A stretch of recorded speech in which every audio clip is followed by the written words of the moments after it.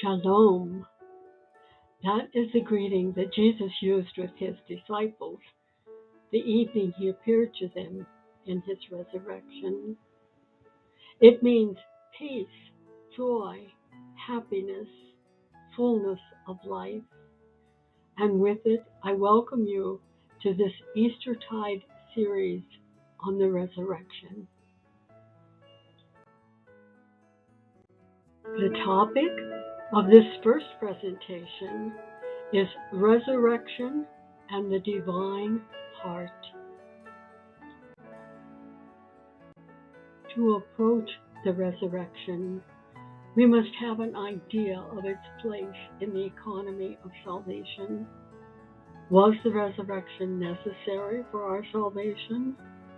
If so, why was it necessary? Wasn't the death of Jesus sufficient?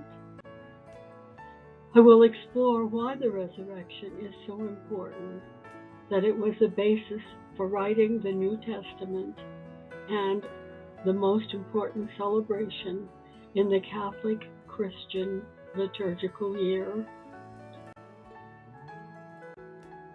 The most important and fundamental revelation of the New Testament is the nature of the triune God Self, which is a communing of love, of self-emptying love. The nature of that love is very important to take note of. When you love someone, you confer something of yourself upon them, something that you never take back, something which you continue to give even if it is not required. This is the fundamental revelation of the Gospels, and it is from this perspective that everything else must be interpreted. The drama of creation-salvation is an expression in time of this eternal Trinitarian dynamic. We have to keep in mind that every metaphor is limited. It's not a fullness of expression of a divine truth, but it helps us understand. Then we can look at the human heart, indeed at any heart, as a marvelous metaphor for the Trinity. The heart is a pump with two sides working simultaneously, one after the other, each one echoing and repeating the other, and pumping blood out to the entire body. The Trinity is like that. Let us take a look at this metaphor. We can think of one side of the heart as the Father, or the Creator, who in self-emptying love does the work of creation.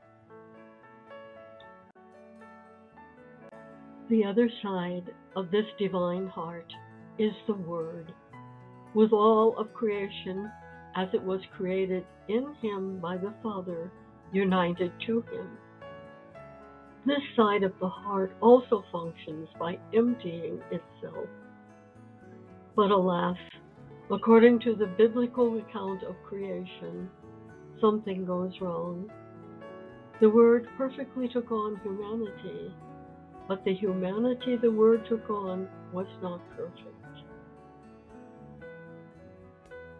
There is a refusal on the part of some intellectual creatures to accept the dynamic of self-emptying. It is as though the valve on that side of the heart was malfunctioning because of sin. It did not completely close. It leaked, a precursor to death. Despite the malfunction of the valve, the Spirit continues to flow throughout the whole of the body, seeking to overcome the weakness. Nevertheless, the threat of death, the reality of death, is there, and something must be done to heal this problem.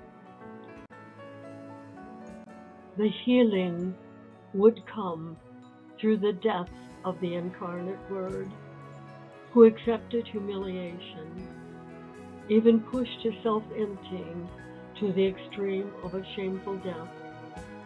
The faulty valve is repaired.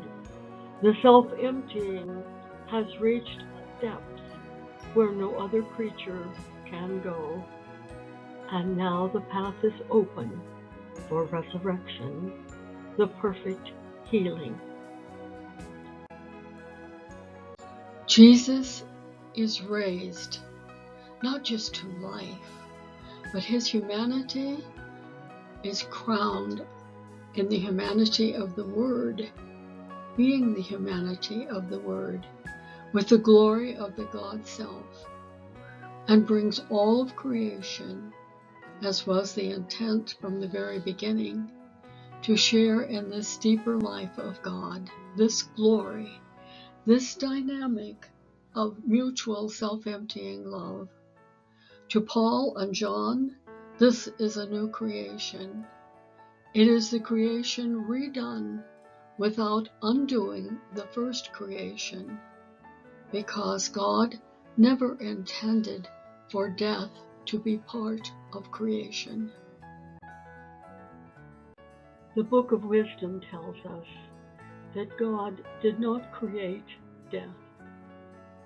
God thinks thoughts of life.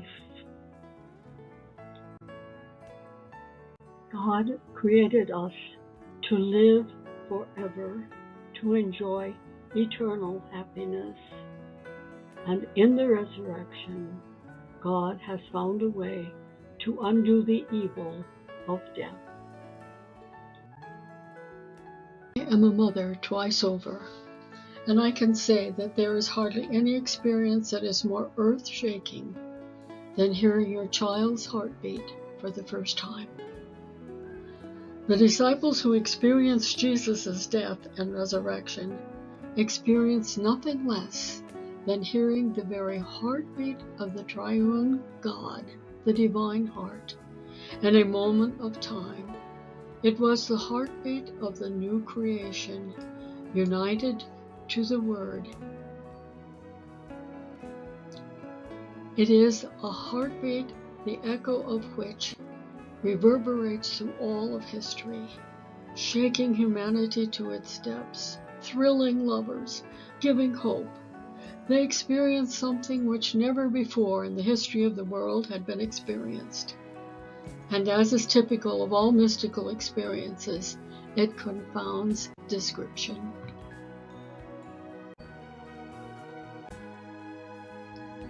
No one saw the actual resurrection.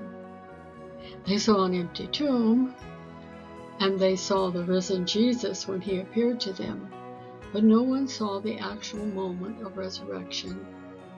It is an event hidden in God, just like the begetting of the Son is hidden from us in eternity. It is something we have not seen or witnessed. We know about it only from faith. And in this moment of resurrection, the Father, yet again, as always, as eternally, embraces with great tenderness the dead body of Jesus and raises him to glory as the Father pours himself out on this beloved Son. And in raising him, raises all of us. This is the moment of our salvation. In closing, we can say that all living animals carry around within us this great dual self-emptying pump. Each side of the heart pumps in response to the other, creating a continuous lifelong rhythm, renewing the oxygen supply in blood and sending it out to every part of our bodies. This is a feeble living image of the Father and the Son sending out their Spirit to each other and to the whole world. Reflecting on this, we might see a faint image of the life of God within the triune God Self and in relation to creation. If we keep in mind that every analogy, every metaphor is more untrue than it is true, we still might find some advantage in this story and this image.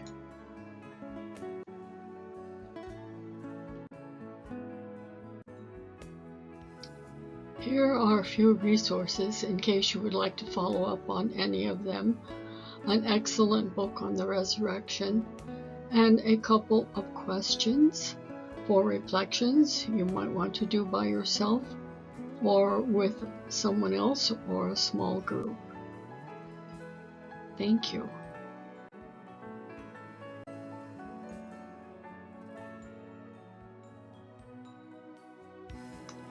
Amen.